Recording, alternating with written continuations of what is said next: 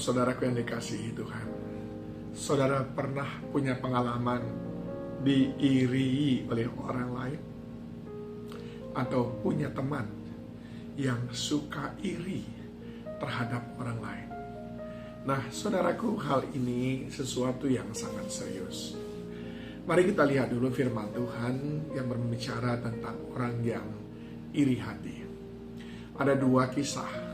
Yang pertama 1 Samuel 18 ayat 7 sampai dengan 9. Dan perempuan yang menari-nari itu menyanyi berbalas-balasan, katanya, Saul mengalahkan beribu-ribu musuh, tetapi Daud berlaksa-laksa. Lalu bangkitlah amarah Saul dengan sangat, dan perkataan itu menyebalkan hatinya, sebab pikirnya kepada Daud diperhitungkan mereka berlaksa-laksa, tetapi kepadaku diperhitungkannya beribu-ribu. Akhirnya jabatan raja itu pun jatuh kepadanya. Sejak hari itu maka Saul selalu mendengki Daud.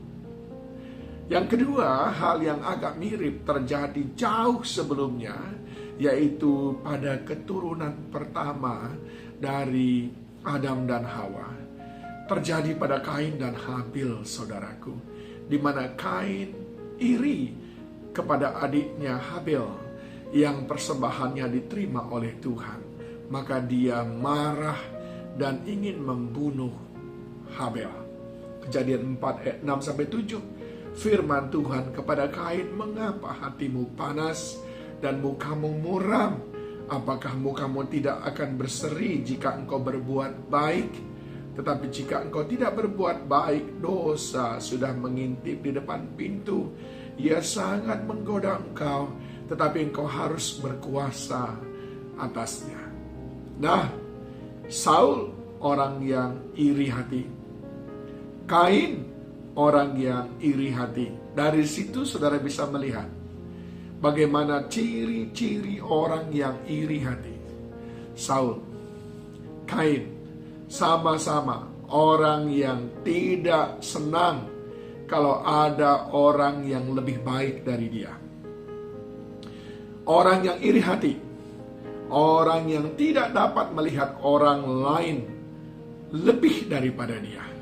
Entah lebih baik, lebih pintar, lebih bahagia, lebih berhasil, lebih hebat, lebih banyak jemaatnya, lebih besar usahanya, lebih besar pelayanannya, gerejanya. Orang-orang yang iri hati, dia nggak bisa melihat seperti itu.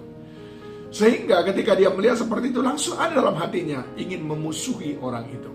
Setiap kali ada orang yang lebih baik dari dia, dia nggak happy melihat orang itu.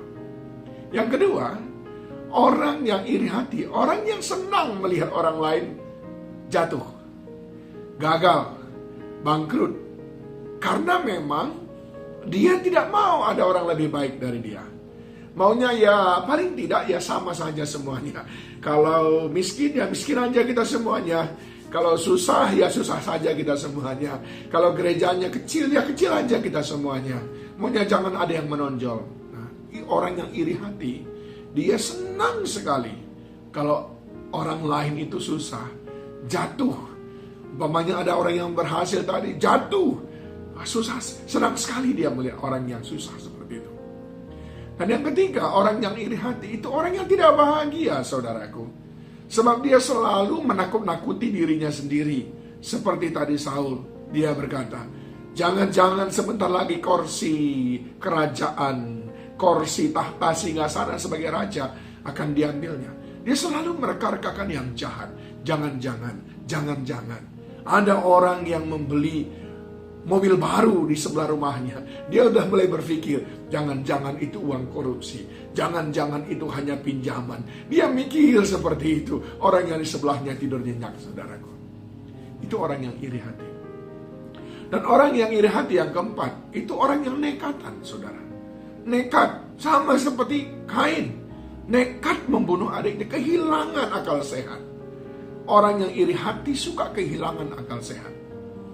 Ya, saudara mengundang dia umpamanya untuk datang, karena ada iri hati dalam hatinya, dia nekat nggak datang, saudaraku. Karena apa? Karena dia ingin menunjukkan Aku nggak happy dengan kamu. Ada orang yang lebih daripada dia nekat, saudaraku, untuk berbuat sesuatu supaya orang itu tidak lebih baik dari dia. Nah, ini ciri-ciri. Dan orang yang iri hati cenderung berteman dengan orang-orang yang sama-sama iri hati. Lihat saja pertemanannya, ya. Coba saudara bayangkan, kita sudah kecil, kita sudah susah, kita bermasalah, lalu kita cenderung berteman dengan orang yang bermasalah. Ya, masalah kita nggak selesai-selesai. Mestinya kalau kita bermasalah, kita berteman dengan orang yang mungkin bisa memberikan solusi. Kalau pelayanan kita kecil, bertemanlah dengan orang yang pelayanannya besar, karena mungkin di situ kita belajar. Jangan justru cari lagi teman yang sama-sama pelayanannya kecil, lalu mengemahkan iri hatinya. Nggak bisa maju kita, saudara. Nah, bagaimana cara kita menjauhkan iri hati itu? Yang pertama, belajar bersyukur untuk apapun yang Tuhan percayakan kepada kita. Karena setiap orang, Tuhan sudah punya takaran. Jangan iri hati kepada orang yang lebih maju daripadamu, lebih berhasil, lebih kaya, lebih pintar, lebih punya banyak titel, lebih berjabatan, lebih dikenal secara nasional, internasional. Jangan iri hati. Dia belum tentu lebih hebat daripadamu. Karena masing-masing orang sudah ada takarannya. Yang kedua, bekerjalah keras. Bekerja dengan keras. Kalau ada engkau melihat orang yang berhasil, kerja keras. Rindukan supaya engkau seperti mereka. Bukan berhati keras, tapi bekerja keras. Ada tokoh orang lain berhasil, bekerja keras. Rindukan, jadikan itu motivasi. Yang ketiga, selalu berusaha memperbaiki diri dengan terus belajar. Nah, rindulah belajar. Bersyukur kalau ada teman kita yang berhasil. Berarti ada tempat kita belajar. Bukan diiri. Amin, saudaraku. Jangan diiri. Dan yang keempat, yang terakhir, miliki pikiran yang terbuka untuk mengoreksi diri. Mana kekurangan saya?